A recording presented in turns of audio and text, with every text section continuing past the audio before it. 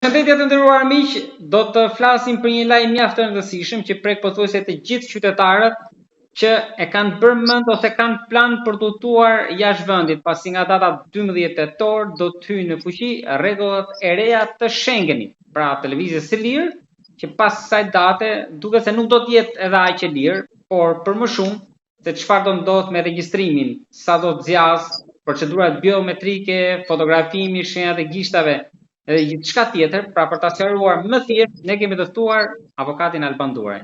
Avokat, përshëndetje dhe faleminderit. Përshëndetje dhe ju falenderoj shumë për mundësinë që po më jepni. Faleminderit ju, avokat. Çfarë do ndodh me qytetarët shqiptar që do të vizin prej kësaj date, pra pas 12 tetorit, jashtë vendit, cilat janë rregullat e reja të Schengenit, avokat, dhe pse? Atëherë, ashtu sikur se kemi diskutuar edhe më parë në median tuaj, pra në portalin 5 pyetjet, tashmë po formalizohet të gjitha rregullat të cilat janë vendosur nga Komisioni Evropian. Ne këtë e kemi bërë të ditur edhe në diskutimin e mëparshëm që kemi bërë në fillim të vitit 2025. E cila është një procedurë shumë e thjeshtë ku kemi sensibilizuar qytetarët dhe kemi paraprirë të gjitha këtyre diskutimeve të cilat i kemi parë nëpër media këto ditët e fundit, ku kam përshtypjen që qytetarët janë trembur nga disa ekspert ose le të themi media, të cilat e kanë parë këtë si diçka negative. Por realisht kjo është pozitive për qytetarët, flas për të gjithë ata qytetarë cilët dëshirojnë që të bëjnë jetë normale dhe të respektojnë Bashkimin Evropian, por edhe në vendet e tyre. Ky sistem është propozuar, pra qëllimi i tij fillestar dhe faktikisht ka historiku i tij daton nga viti 2017, por për shkaqe të ndryshme teknike nuk është vendosur në funksion. Ka lindur si ide për faktin sepse kemi pasur shumë problematika lidhur me qytetarët, të cilët vinë nga vendet të cilat janë pjesë e lëvizjes së lirë të kufizuar të Schengenit apo pjesë e Schengenit, por nuk janë vende anëtare të Bashkimit Evropian, për shkak të lëvizjes kanë pasur probleme me kriminalitetin, problemet me krimin organizuar, me trafikun e drogës, qytetarët cilët kanë qenë pjesë e trafiqeve të qenieve njerëzore dhe shumë elementeve të tjera apo segmente të tjera të krimit organizuar, dhe ky sistem ka lindur si nevojë për të mbrojtur sigurinë e vendeve të Bashkimit Evropian. Pra, mos të trembën qytetarët, se ky është një sistem i cili do të sjellë shumë probleme lidhur me lëvizjen e lirë, kufizimin, nëse ke para me vete mjaftueshëm apo jo, apo do të shkosh për një vizitë shëndetësore në një vend dhe ti nuk e ke parat. Pra, to janë le të themi propagandë apo promovim i gjërave të cilat nuk ekzistojnë, sepse rregullat e lëvizjes së lirë nuk cënohen, nuk kufizohen. Pra nuk ka një rikthim të vizave, nuk ka rikthim të interpretuar nga një pjesë ekspertëve. Në media të tjera, të cilat kanë thënë që tani do bëhet nami, do të thënë do nxjerrësh parat, sa para ke e tjera me radhë. To kanë qenë detyrime. Pra ne edhe tashmë që nuk kemi pjesë, pra nuk ka kaluar data 12, ne natyrisht nëse na pyesin në dogan na thonë që ke lek mjaftueshëm, pra këto janë kriteret e lëvizjes së zonës Schengen dhe kemi pasur më para. Pra ne duhet jemi përgatitur për ai ditë sa dorim, e kemi rezervimin e hotelit apo jo, e kemi ftesën nga një afërm apo jo, pra me email, siç ka qenë nga viti 2011 dhe në vazhdim, pra nuk ka ndonjë ndryshim të kushteve apo kritereve të lëvizjes. Pra ne nuk cënohemi si qytetarë shqiptar apo qytetarët e Kosovës nuk cënohen. Pra i kemi të njëjtat rregulla, nuk ndryshojnë.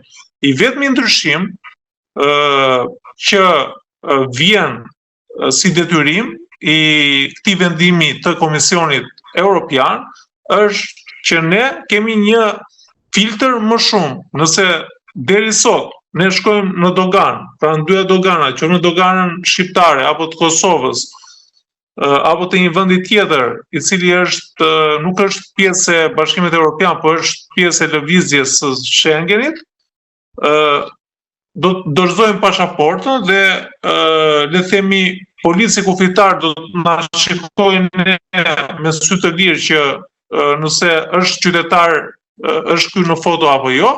Tashmë rritet siguria, që do të thotë se cili nga ne, pra nëse ne do të nisemi në datën 12 dhe do shkojmë në një vend të Bashkimit Evropian, së pari duhet bëjmë të regjistrimin në sistemin EES, që është sistemi Schengenit, që ka të bëjë me çekimin e pasaportës, me foton, që do na bëjë një foto sistemi, pra është e vendosur në kufi, dhe me shenjat e gishtave. Pra bëjmë një regjistrim fillestar. Dhe ky regjistrim do të jetë çdo 3 vjet.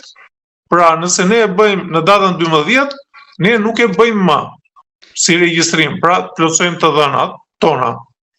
Nëse do të nisemi në një datë tjetër, po them në muajin nëntor, dhe do të kalojmë prap në të njëjtën pikë kufitare, pra në flas pikë të Bashkimit Evropian, ne mjafton të paraqesim, pra do të skanojmë pasaportën dhe do të fusim shenjat e gishtave. Pra shenjat e gishtave dhe nuk do të bëjmë një regjistrim nga e para. Regjistrim nga e para do të bëjmë pas 3 viteve.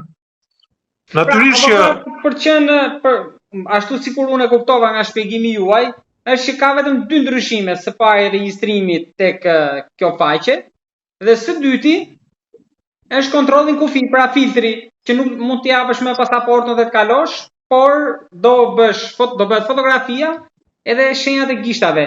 Por regjistrimi si bëhet? E bën qytetari në këtë futet në këtë adresë apo bëhet dogan? Regjistrimi do të bëhet në dogan, secili nga ne do ta bëjë regjistrimin në dogan. Ka pajisje e caktuar për këtë, le të themi, për këtë rregull, e cila do të jetë në doganën e zonës Schengen. Pra, nëse ne do të kalojmë në Greqi, do të jetë në Kakavi, pra po marr pikën kufitare të Kakavis, por në pjesën e Greqisë, sepse ajo është antare e Bashkimit Evropian apo e zonës Schengen. Kështu që nëse jemi për herë të parë, dhe natyrisht ne të gjithë tashmë jemi për herë të parë, sepse pas datës 12 dhe secili nga ne, nëse do lëvizi në zonën Schengen, atëherë jemi të detyruar që ne ta bëjmë të regjistrim. Kështu që do na duhet, e kanë kalkuluar rreth 3 minuta kohë me të dhënat tona. Ky quhet regjistrim fillestar.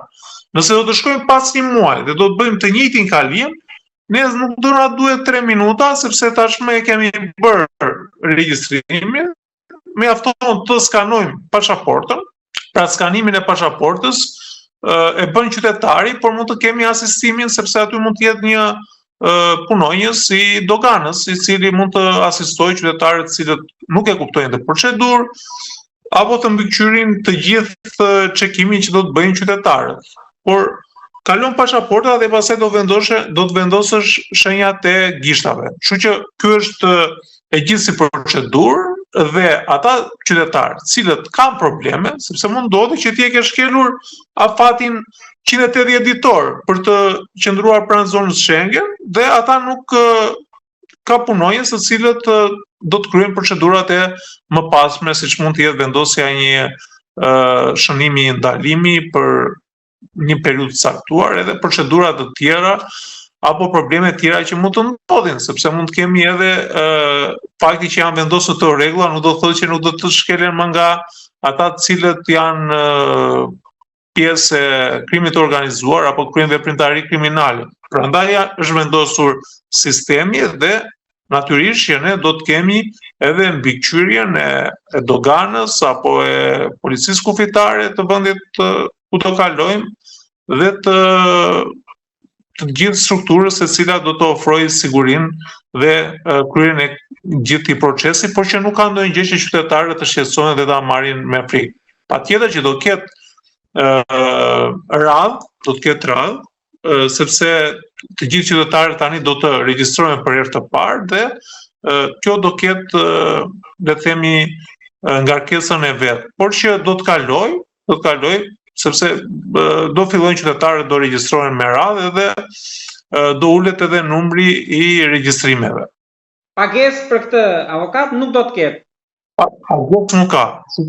Nuk ka asnjë kohë, shqetësohen dhe mos ta marrin me frikë ose me stres, por ta marrin me qetësi dhe gjitha këto procedura do të kryen.